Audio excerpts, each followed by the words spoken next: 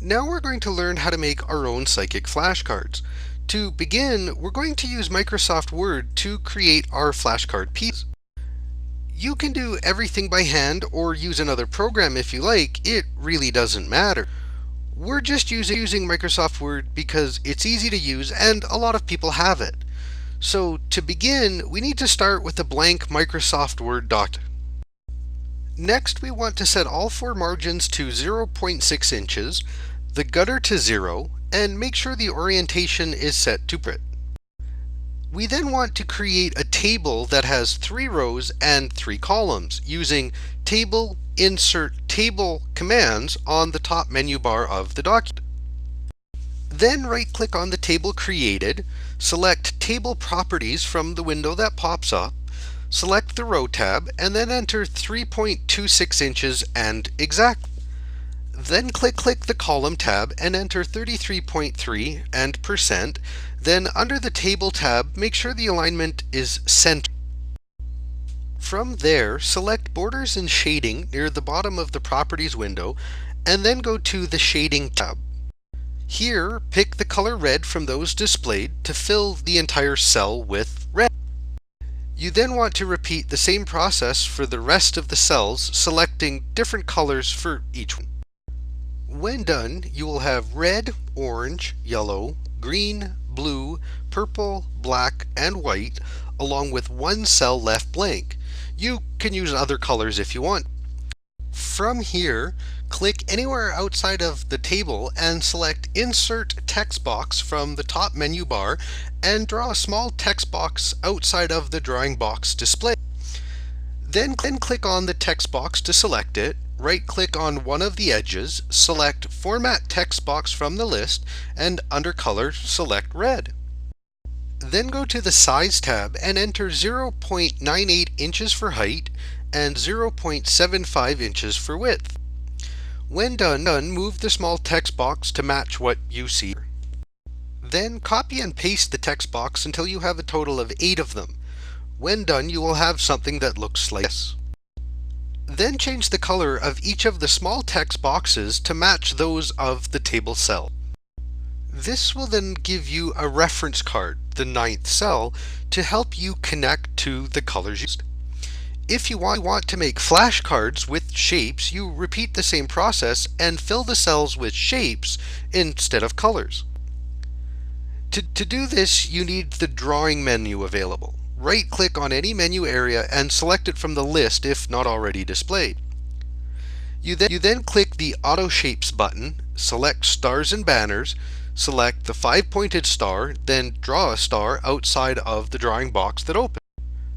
Move the star to the first cell of the table, sizing comes later, and then right-click on it and select Format Auto Shapes from the list. Make sure the line color is black, the style is solid, and the weight is set to 15 point. Then select the Size tab and set the height and width to 1.65 inches each. Then choose 7 other shapes that you like and repeat the same process. The only difference is with things like the straight arrow. Because they are longer than wide, you want to set their size to a height of 2 inches and width of 1.5 inches. From here, just play around with all the shapes until they look okay to you. For our deck, we've chosen the star, circle, arrow, square, triangle, plus side, diamond, and 3 wavy lines. You also want to create a reference card here too. To do that, you select each symbol and make a copy. Then go to the Format Auto Shape menu. Under the Size tab, change the scale to 30% for both height and width, leaving the rest alone. Then under Colors and Lines, set the weight of the line to 3 point, and then return to the page.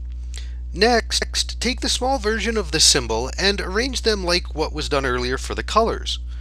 When that's done, that finishes off the symbols. If you want, you can also create a front design for the cards. The process is exactly the same, except you use the same design for all 9 cells of the table. Once all that's done, the only thing left to do is print them out and assemble your flashcards, which we'll show you how to do next.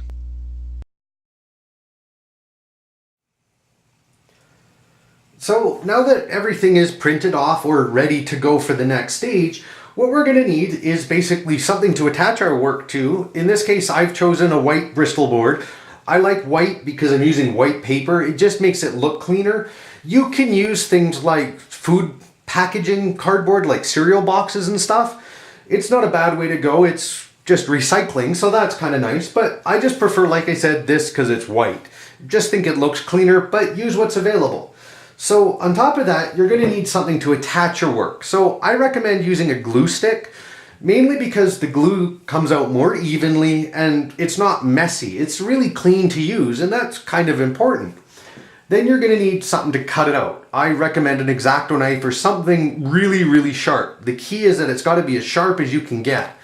Then you're going to need a ruler of some kind. I recommend metal, because you can't cut into it like you can with wood or plastic, so it will maintain a very clean edge.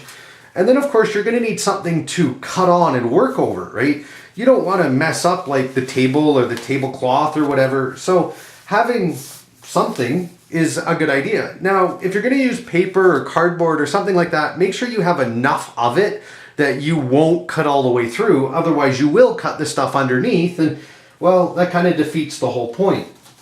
Now, if you are going to use a front, like I am, you want to start with the front because that's the side you're going to see, and you don't want it to have any kind of clue as to what's on the back. And so if you cut this out kind of offside, you might actually be able to remember what cards are what. So always best, if you're only using a back, like the symbols or the colors, only, do that. But if you are using a front, like I am, make sure you start with it. That's just, like I said, so that you can't sort of, cut out wrong and have the line showing or something to distinguish one card from the next. That's the whole point. So the process itself is very simple. You just take the glue stick, and you can glue on top of the Bristol board directly because you're going to glue to it anyway, so it doesn't matter.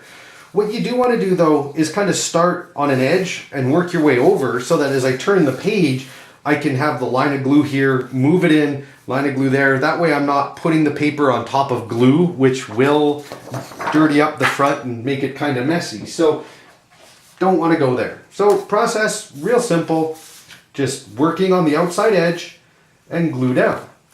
Right? That way you get enough glue on the whole outside. Move in, next side, always the same thing. That's why this is good underneath, because you want to overlap a tiny little bit so that you get glue into every single nook and cranny of the corners, because if you don't, they'll peel off after a while. And then once you've got that done, the process is really simple. Just glue. Just go back and forth until the whole thing is glued. It only takes a second.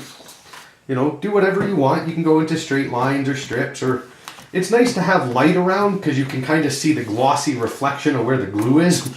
And since in this case it's white on white, it's kind of hard to tell.